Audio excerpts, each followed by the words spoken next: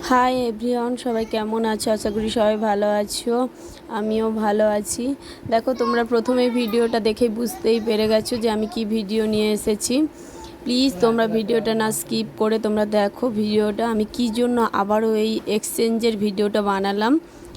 মিশো সত্যিই মানে আমি এত বছর মিশো ব্যবহার করছি, যেই দু একখানা জিনিস আমি কিনি আমাকে কোনো দিনও ঠকায়নি, কিন্তু এইবারে আমাকে যে ঠকিয়ে দেবে আমি সত্যিই বুঝতে পারিনি।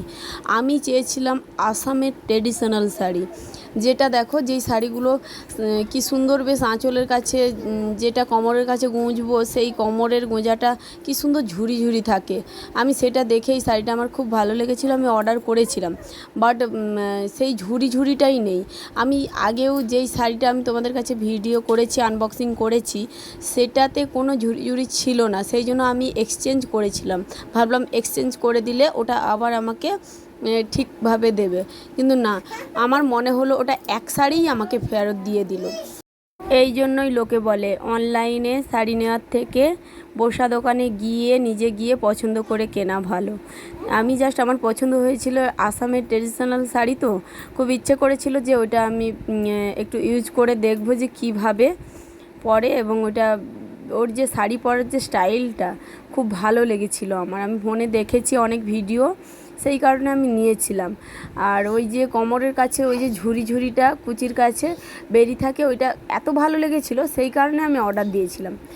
বাট দেখো, আমি এক্সচেঞ্জ করার পরেও ওরা আমাকে সেই এক শাড়িই আমাকে ফেরত দিল।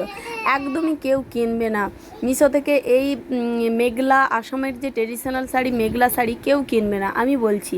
কেননা তোমরা ঠকে যাবে। কারণ টাকা দিয়ে দেখো, আমাদের 1 টাকা ইনকাম করতে আমাদের না অনেক কষ্ট হয়, কিন্তু আমরা তবুও ভাবি যে না, নিত্য নতুন জিনিস পরবো, ব্যবহার করব, সেই কারণে আমরা কিনি। কিন্তু সেই টাকাটা জলে যাবে এভাবে আমি ভাবিনি। 360 টাকা নিয়েছিল আমার শাড়িটা, এতটা মানে ঠকিয়ে দেবে আমি সত্যিই বুঝতে পারিনি। তোমরা কখনো অনলাইনে মেঘলা শাড়ি কিনবে না, আমার মতে তোমরা মেঘলা শাড়ি কিনবে না।